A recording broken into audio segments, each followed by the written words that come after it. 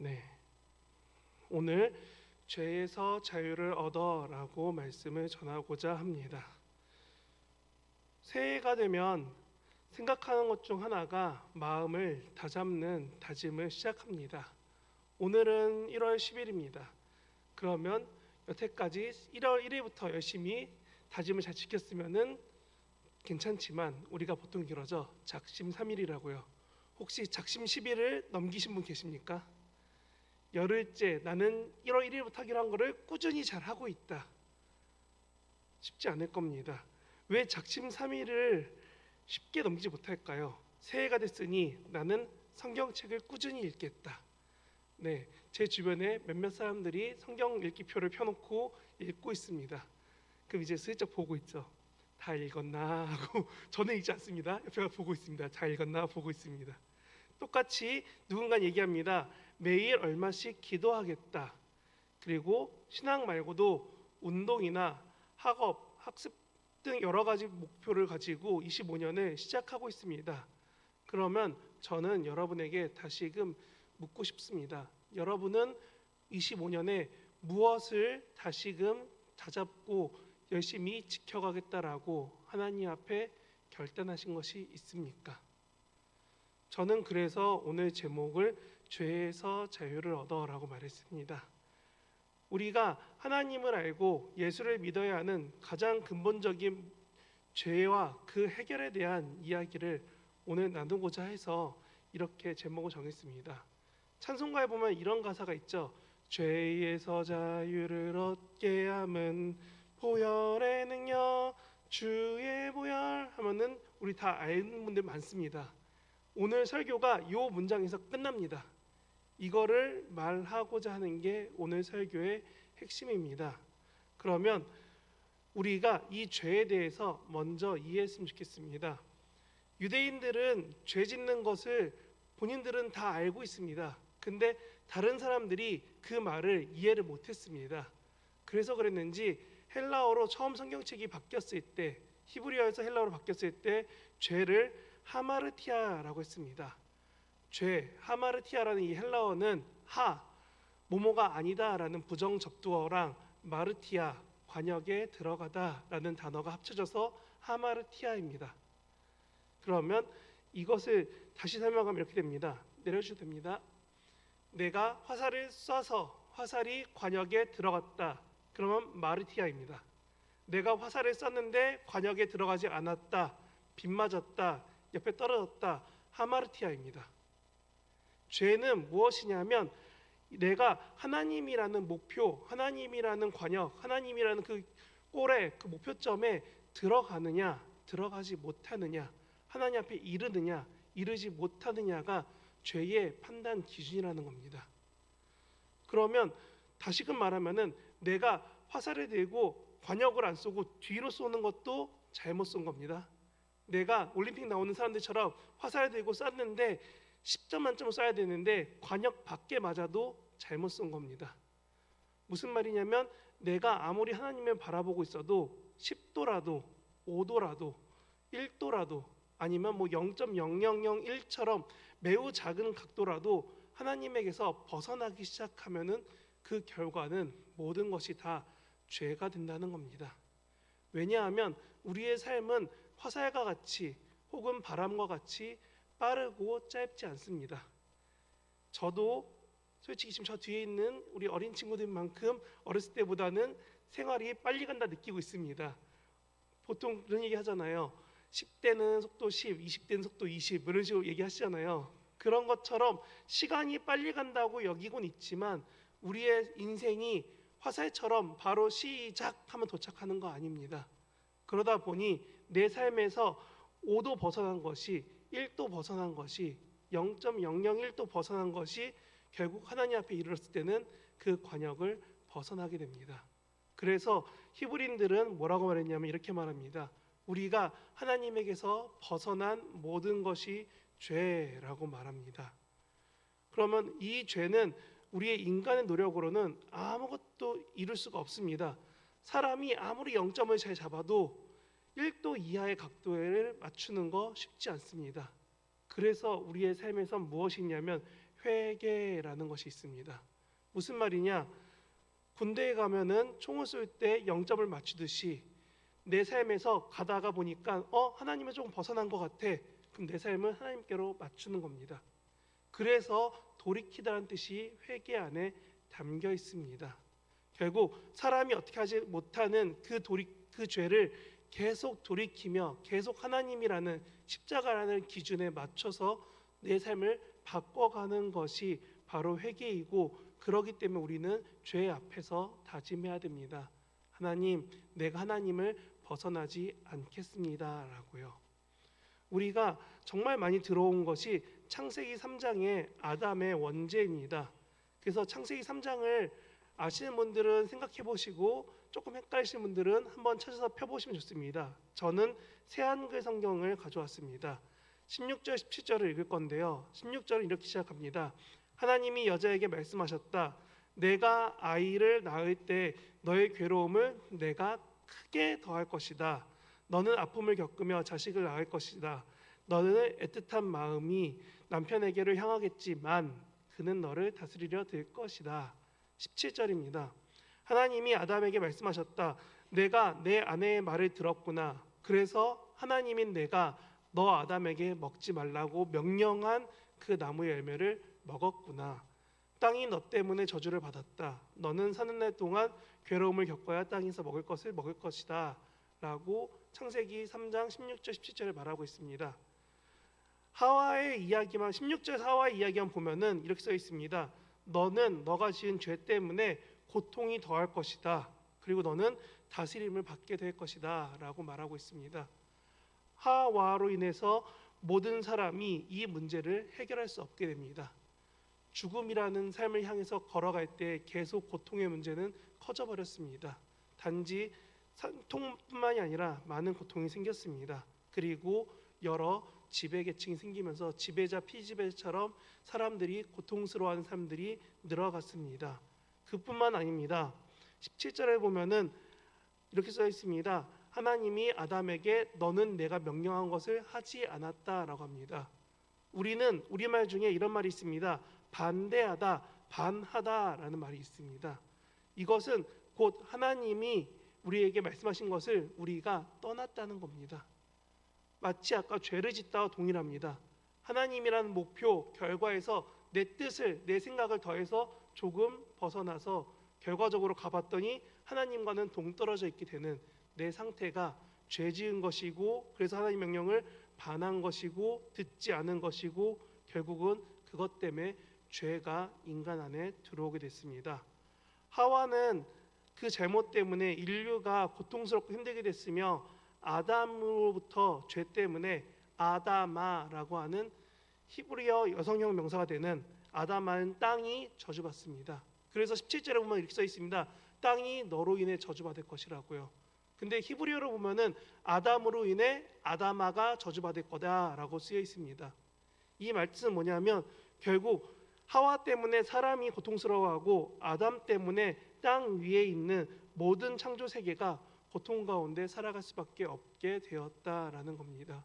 왜냐하면 하나님과 함께하던 에덴에서 떠나게 됐거든요. 우리는 이 부분을 생각해야 됩니다. 죄의 문제는 우리가 어떻게 해결하지 못하는 문제입니다. 마치 그림자처럼 우리에게서 떼어낼 수가 없는 문제입니다. 내가 그림자를 없애고자 하고 열심히 뛰어다니다가 생각이 나서 저렇게 어두운 곳에 숨으면은 내 그림자가 없어지겠지 하고 사람들이 어둠으로 뛰어갑니다. 근데 어두움에는 그림자만 없어지는 것이 아니라 그 속에 가득한 욕망과 죄 때문에 나는 점점 더 세상에 물들게 됩니다. 혹자는 또 말합니다. 그림자에서 떼어보겠다고 높은 곳에 뛰어서 순간적으로 땅과 나를 멀리 떨어뜨립니다. 하지만 다시금 땅에 도달하듯이 우리는 우리의 죄가를 우리에게서 멀리 옮길 수가 없습니다. 그렇기 때문에 에베소서 2장은 이렇게 말하고 있습니다. 에베소서 2장 1절에서 3절 중간에 제가 좀 잘랐는데요. 함께 읽어보시면 이렇게 됩니다. 여러분도 죽은 사람들이었습니다. 여러분의 여러 잘못과 죄 때문에요. 한때 여러분은 여러 잘못과 죄 가운데서 살아갔습니다. 이 세상의 흐름을 따라서 우리의 몸뚱이의 욕망에 이끌리며 지냈습니다. 다음 페이지도 보여주세요. 그러면서 몸뚱이가 바라는 것을 또 생각 속에서 바라는 것을 실행했습니다. 그래서 우리는 날 때부터 다른 사람들과 마찬가지로 진노의 자식들이었습니다. 아멘. 에베소서 2장 1절 3절 부분을 다른 성경책으로 바꿔놓은 것입니다. 여기서 말하는 것이 무엇이냐면 우리가 아담과 하와로부터 이어온 이 죄의 문제를 벗어나지 못했기 때문에 2장 3절에서 말합니다. 우리가 진노, 하나님의 심판을 받을 수밖에 없는 진노의 자녀였다라고 말합니다. 우리는 죄의 문제를 해결하는 가장 좋은 방법을 알고 있습니다. 근데 그 방법이 없으면은 우리는 결국 에베소서 2장처럼 단지 그림자를 떼어내지 못한 채로 살아가는 죄의 문제를 해결할 수 없는, 그리고 잠시 잠깐 나의 선행이나 다른 모습들로 그림자를 살짝 멀리 떨어뜨려 놓은 것처럼 여기는 그런 안심과 안위만 할 뿐 우리는 죄를 떠날 수 없습니다. 죄에서, 욕심에서 떠나지 않고 욕심대로 살면 어떻게 되는지 찾아봤을 때 제가 어린 시절에 본 브루스 올마이티라는 영화에서 이런 얘기가 나옵니다. 영화 주인공이 하나님이 휴가를 가시면서 어떤 걸 맡기냐면 내가 할 수 있는 모든 권능을 너에게 허락할게. 대신 너도 나처럼 기도를 듣고 사람들을 사랑해줘야 돼 하면서 하나님이 브루스라는 영화 주인공한테 여러 가지 맡기고 갑니다. 근데 사람들이 밤에 기도합니다. 로또 1등 되게 해주세요. 로또 1등 되게 해주세요. 로또 1등 되게 해주세요. 브루스가 잠을 못 자고 너무 귀가 가렵고 힘드니까 그 기도를 다 들어줍니다. 그럼 결과가 어떻게 되느냐? 그 기도 한 번에 그 주에 로또 1등이 40만 명이 됩니다. 그래서 로또 1등 상금이 25,000원이 됩니다. 우리의 욕심대로 살아가고 욕심이 다 이루어질 수밖에 없는 세상이 되면은 이렇게 모두가 바라는 현실이 아닌 현실이 이루어집니다. 그러면 꼭 이런 상황에서 누군가는 이 바라지 않는 현실이 아니라 바라는 현실이 되기 위해 다른 것을 뺐습니다. 다른 사람의 시간을, 다른 사람의 열심을, 다른 사람의 무엇을 뺏기 시작합니다. 그래서 아까 제가 하와의 이야기가 인류의 이야기가 됐다고 말하는 것처럼 누군가 뺏기 시작하면서 지배와 피지배가 만들어지게 되어버렸습니다. 결국 세상은 우리가 말하는 그 죄과를 따라가기 때문에, 나의 편의만 쫓아갔기 때문에, 아니 다시 처음으로 돌아와서 죄, 하나님에게서 멀어졌기 때문에, 벗어났기 때문에 그들은 그렇게 자기 뜻대로 살아가게 됩니다. 그런데 여기서 우리가 한 가지 알게 되는 것은 무엇이냐면, 이런 죄의 문제도 결국 하나님 앞에 갔을 때 이 죄에 합당히 해결할 만한 무엇이 필요하다는 겁니다. 그래서 우리는 예수가 정말 필요한 것이고, 이 죄의 문제가 예수님의 피값만큼 어렵고 중요하다는 것입니다. 이렇게 여러 가지 모습으로 죄의 문제를 해결하기 위해서 우리가 전도 때 배운 것처럼 사람들은 살아갑니다. 고행을 하고 수행을 하고 착한 일을 하고 여러 가지 봉사를 하고 남을 도우면서 자기를 깨끗하게 합니다. 그렇게 하면은 내가 이 내 죄의 문제에서 벗어날 수 있을 거야 라는 그런 막연한 욕심을 가지고 열심히 살아가고 있습니다.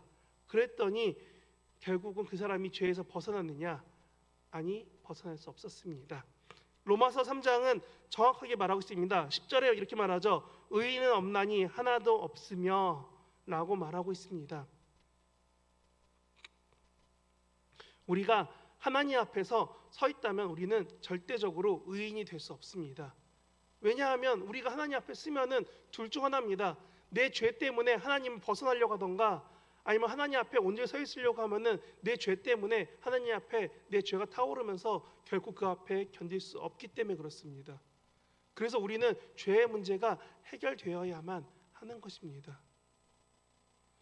죄가 너무 가득해서 내 손에서 아무리 손을 닦고 비비고 열심히 비누로 손을 씻어내도 결국적으로 내 손에는 세균이 묻어있는 것처럼 우리는 죄가를 내 손에서, 내 삶에서 떼어낼 수 없습니다.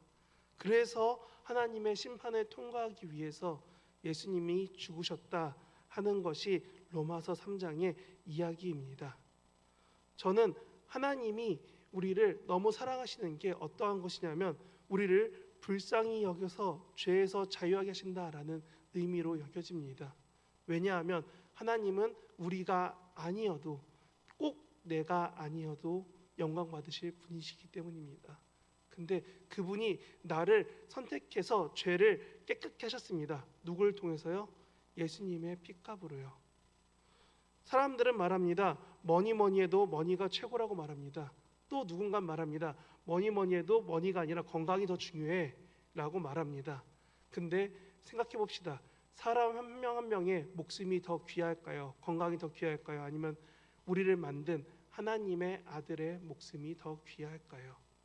그거를 판단하는 사람이 하나님 아버지이십니다. 그렇기 때문에 우리는 하나님 앞에 감사하고 감격해야 되는 겁니다. 가난을 경험해 보셔서 돈이 없어서 물로 배 채울 때 누군가 불러서 밥 한 끼 사주면 그렇게 고마울 수가 없었고, 내 삶이 너무 어려워서 힘들어하는 그 시절 가운데 하나님을 만났다면 그 하나님의 도우심이, 하나님의 함께하심이 내 삶의 신앙의 이유가 되신 분들이 참 많을 겁니다. 하나님의 구원은 사막에서 만나는 오아시스 그 이상입니다. 근데 하나님의 구원의 자리는 죄가 없어야 들어갈 수 있습니다.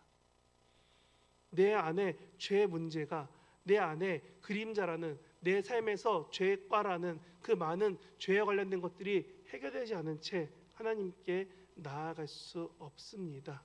그래서 우리는 하나님의 남은 의로만 우리를 깨끗게 하고 그림자를 떼어내고 하나님 앞에 감히 들어갈 수 있게 되는 것입니다. 그래서 저는 이렇게 말씀드립니다. 오늘 로마서 3장처럼 우리가 결단해서 살아가시겠습니까? 하나님의 은혜로 값없이 의롭다 하심을 얻은 자가 되었는데 어떻게 살아가시겠습니까? 지난번 설교에서는 빛의 자녀가 되라고 했고, 또 오늘은 어떻게 살 거냐고 물어봅니다.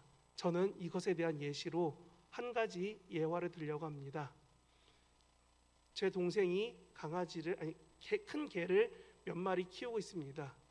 근데 저와 아내가 개를 보고 싶다고 하니까 개를 열심히 집에서 씻겼습니다. 열심히 씻기고 드라이까지 다 해서 애를 개 집에 태워서 차에 실어서 저희를 보러 왔습니다. 그리고 그냥 있을 수 없으니까 애견 카페에 가서 애를 풀어줬는데, 개가 분명히 우리 만나기 1시간 전에 다 씻고 나온 개가 풀어주자마자 바로 뛰어나가더니 흙구덩이 보고서 바로 뒹굴뒹굴 구르고 있습니다. 그러면서 되게 좋아합니다. 그러다가 침을 막 흘리면서 뛰어옵니다. 그래서 놀아달라고 멍멍 짖고 있습니다. 우리는 그걸 보면서 뭐라고 하냐면, 개가 귀엽다라는 생각도 있지만 저러니까 동물이지 라는 생각을 합니다. 제가 이 말씀을 드리는 이유가, 우리가 하나님 앞에서 열심히 죄를 깨끗함을 받고 죄의 문제 해결함을 받은 다음에 다시금 세상의 죄 속에 들어가서 다시금 죄를 짓고 죄 속에 살아가는 습관을 계속 유지한다면 우리는 강아지 같은 삶 혹은 짐승 같은 삶을 자의적으로 선택해서 살아가는 삶입니다. 제가 회개가 계속돼야 되는 이유는 우리 삶에서 하나님을 조금씩 벗어나기 때문에 계속 맞춰가는 시간이라고 말씀드렸습니다. 우리 삶에서 회개함 없이 그저 내 뜻대로 살아가면은 나는 오늘 회개함 받고 바로 또 죄로 달려가는 그런 동물과 같은 삶을 계속 살아가는 겁니다. 새해의 오늘 1월 10일입니다. 여러분의 다짐은 무엇이었습니까? 나 홀로 열심히 하나님 앞에 다가갈 힘이 중요합니까? 혹은 나 홀로 열심히 기도하고 말씀 읽고 찬양해서 하나님 앞에 만족하면 되시겠습니까? 어느 순간부터 우리는 하나님과 단절되기 너무 쉽습니다. 왜냐하면 조금 벗어난 그 자리에 나의 하나님을 그려넣으면 되거든요. 조금 더 벗어난 5도 10도 벗어난 그 자리에 내 목표는 하나님이 아니라 내가 원하는, 내가 바라는 하나님이야, 그 하나님 향해 나아갈 거야 하면은 눈 감고 그 길로 가면 되거든요. 그래서 그런지 우리는 너무나 쉽게 하나님과의 관계가, 또한 내 주변에 맡겨진 이웃과의 관계가, 아담아라고 하는 땅 위에 있는 피조세계까지 말하는 그 모든 삶의 자리에서의 관계가 틀어져도 눈 가리고 가고 있습니다. 마치 어둠 가운데 걸어가도 하나님이 날 지키실 거야 하는 시편 말씀처럼 그저 내 뜻대로 가고 있습니다. 그래서 저는 이렇게 마지막으로 결단하면서 전합니다. 옆 사람을 바라보시면서 혹시 이런 말씀할 수 있겠습니까? 하나님의 사랑으로 당신을 사랑하겠습니다. 옆에 사람 한번, 특히 부부끼리 앉으신 분들 한번 진지하게 한번 보시면서 이야기해 보시겠습니다. 하나님의 사랑으로 당신을 사랑하겠습니다. 네, 제가 이렇게 말씀드리는 이유는 이런 것입니다. 내 옆 사람을, 내 가족을, 내 삶의 자리에서 만나는 그 사람을 사랑할 힘과 능력은 내게 있는 것이 아니라 하나님이 허락하시는 겁니다. 내가 기쁘고 즐거울 때 사랑하는 것이 아니라 하나님이 우리를 먼저 사랑하신 그 사랑으로 나 또한 하나님을, 내 주변 사람을 사랑할 수 있게 되는 것입니다. 그리고 그렇게 사랑하고 있을 때 우리를 묶던 죄의 문제가 우리 곁에서 조금씩 멀어지고 떠나가게 되는 것입니다. 올 한 해 가장 중요한 한 가지, 하나님, 내가 복음 붙잡고 예수님 십자가 붙잡고 그 의를 붙잡고 살려고 하오니 주님, 24절 얻은 것처럼 의롭다 하심을 얻은 내가 오직 하나님의 은혜만 붙잡고 살아갈 수 있도록 매일매일 매 순간순간 회개하며 하나님만 바라볼 수 있도록 내 주변을, 하나님과의 관계를 회복할 수 있도록 나를 사용하여 주시옵소서라고 기도하며 결단하며 다짐하는 저와 여러분 되시길 진심으로 바랍니다.